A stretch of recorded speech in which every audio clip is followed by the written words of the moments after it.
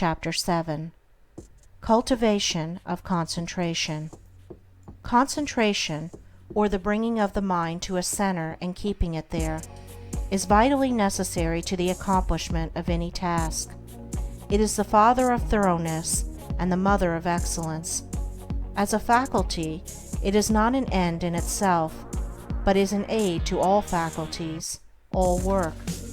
Not a purpose in itself, it is yet a power which serves all purposes.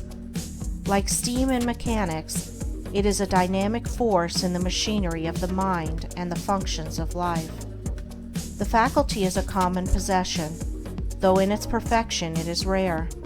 Just as will and reason are common possessions, though a perfectly poised will and a comprehensive reason are rare possessions, the mystery which some modern mystical writers have thrown around it is entirely superfluous. Every successful man, in whatever direction his success may lie, practices concentration, though he may know nothing about it as a subject of study. Every time one becomes absorbed in a book or task, or is rapt in devotion or assiduous in duty, concentration, in a greater or lesser degree, is brought into play. Many books purporting to give instructions on concentration make its practice and acquisition an end in itself.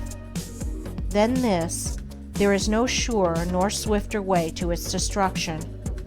The fixing of the eye upon the tip of the nose, upon a doorknob, a picture, a mystical symbol, or the portrait of a saint, or the centering of the mind upon the navel, the pineal gland, or some imaginary point in space.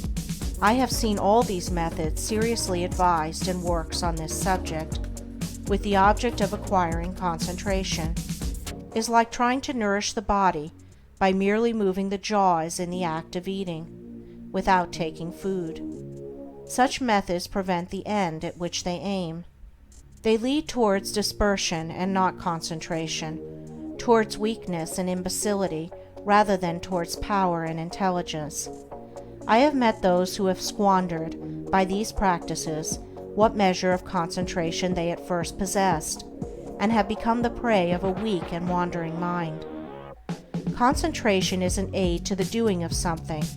It is not the doing of something in itself. A ladder has no divine knowledge, or the sweeping of a floor, without resorting to methods which have no practical bearing in life. For what is concentration but the bringing of a well-controlled mind to the doing of that which has to be done? He who does his work in an aimless or hurried or thoughtless manner, and resorts to his artificial concentration methods, to his doorknob, his picture, or nasal extremity, in order to gain that which he imagines to be some kind of mystical power, but which is a very ordinary and practical quality, though he may drift towards insanity, and I knew one man who became insane by these practices, he will not increase in steadiness of mind. The great enemy of concentration, and therefore of all skill and power, is a wavering, wandering, undisciplined value in and of itself, but only insofar as it enables us to reach something which we could not otherwise reach. In like manner, concentration is that which enables the mind to accomplish with ease that which it would be otherwise impossible to accomplish. But of itself, it is a dead thing, and not a living accomplishment. Concentration is so interwoven with the uses of life that it cannot be separated from duty, and he who tries to acquire it apart from his task, his duty, will not only fail, but will diminish, and not increase, his mental control and executive capacity, and so render himself less and less fit to succeed in his undertakings. A scattered and undisciplined army would be useless. To make it effective in action and swift in victory, it must be solidly concentrated and masterfully directed. Scattered and diffused thoughts are weak and worthless. Thoughts marshaled, commanded, and directed upon at a given point are invincible.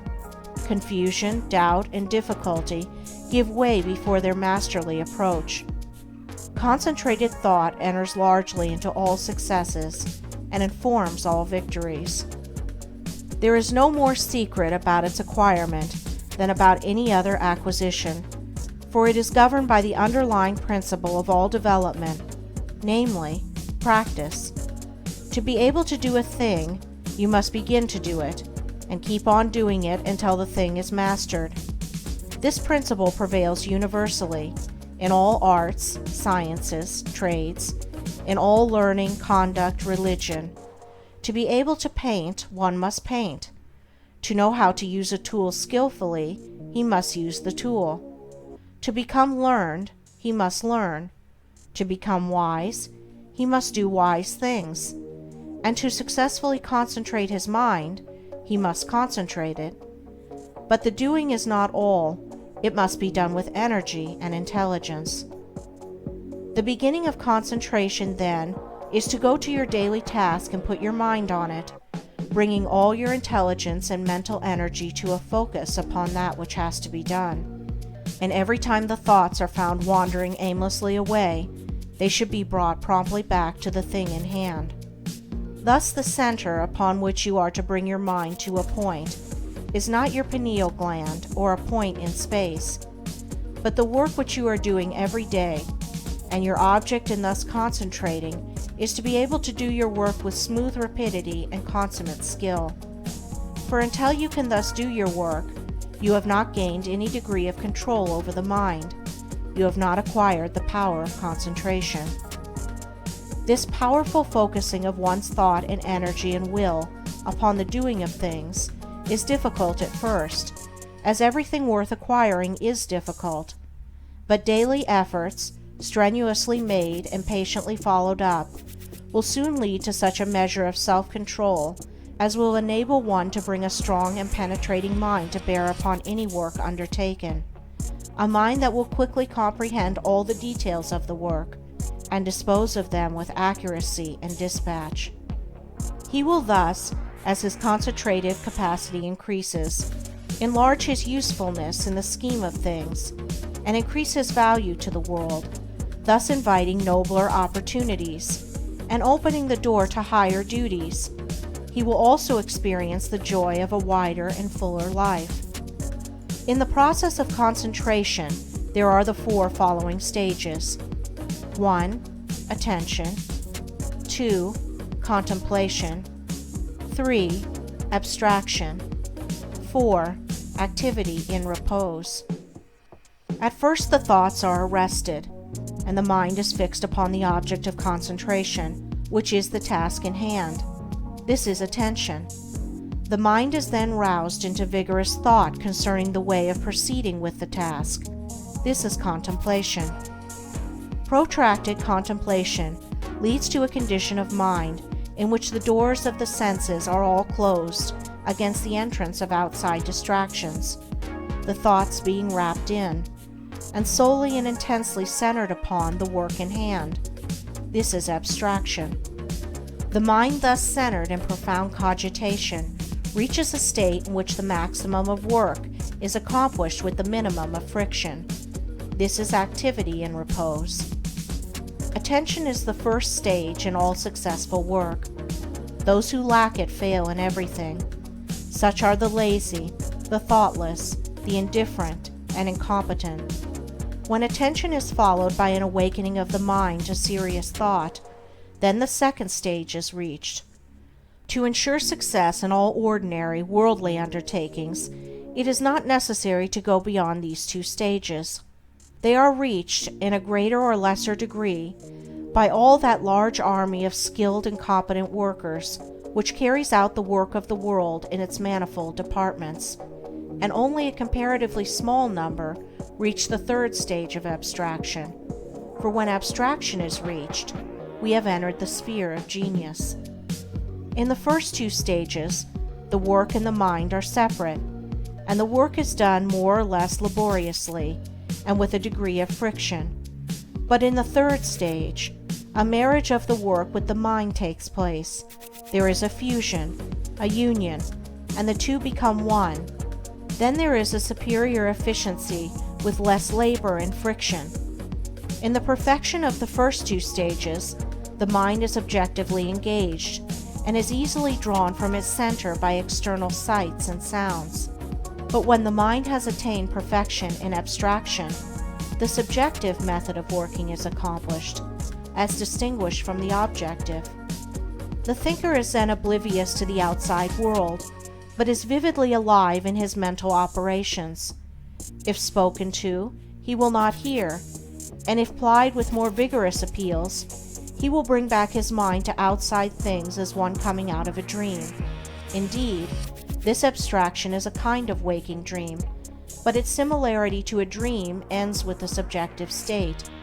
It does not obtain in the mental operations of that state, in which, instead of the confusion of dreaming, there is perfect order, penetrating insight, and a wide range of comprehension. Whoever attains to perfection in abstraction will manifest genius in the particular work upon which his mind is centered. Inventors, artists, poets, scientists, philosophers, and all men of genius are men of abstraction. They accomplish subjectively, and with ease, that which the objective workers, men who have not yet attained beyond the second stage in concentration, cannot accomplish with the most strenuous labor. When the fourth stage, that of activity and repose, is attained, then concentration in its perfection is acquired. I am unable to find a single word which will fully express this dual condition of intense activity combined with steadiness, or rest, and have therefore employed the term activity and repose. The term appears contradictory, but the simple illustration of a spinning top will serve to explain the paradox. When a top spins at the maximum velocity, the friction is reduced to the minimum, and the top assumes that condition of perfect repose, which is a sight so beautiful to the eye and so captivating to the mind of the schoolboy, who then says his top is asleep. The top is apparently motionless, but it is at rest, not of inertia, but of intense and perfectly balanced activity. So the mind that has acquired perfect concentration is, when engaged in that intense activity of thought which results in productive work of the highest kind, in a state of quiet poise and calm repose. Externally, there is no apparent activity, no disturbance, and the face of a man who has acquired this power will assume a more or less radiant calmness, and the face will be more sublimely calm when the mind is most intensely engaged in active thought. Each stage of concentration has its particular power. Thus the first stage, when perfected, leads to usefulness. The second leads to skill, ability, talent. The third leads to originality and genius, while the fourth leads to mastery and power, and makes leaders and teachers of men. In the development of concentration, also, as in all objects of growth, the following stages embody the preceding ones in their entirety. Thus contemplation, attention is contained. In abstraction, both attention and contemplation are embodied. And he who has reached the last stage brings into play, in the act of contemplation, all the four stages. He who has perfected himself in concentration is able, at any moment, to bring his thoughts to a point upon any matter, and to search into it with the strong light of an active comprehension. He can both take a thing up and lay it down with equal deliberation.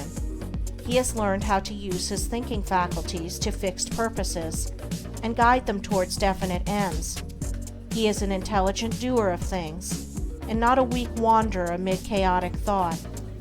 Decision, energy, alertness, as well as deliberation, judgment, and gravity accompany the habit of concentration, and that vigorous mental training which its cultivation involves leads through an ever-increasing usefulness and success in worldly occupations towards that higher form of concentration called meditation, in which the mind becomes divinely illumined and acquires the heavenly knowledge.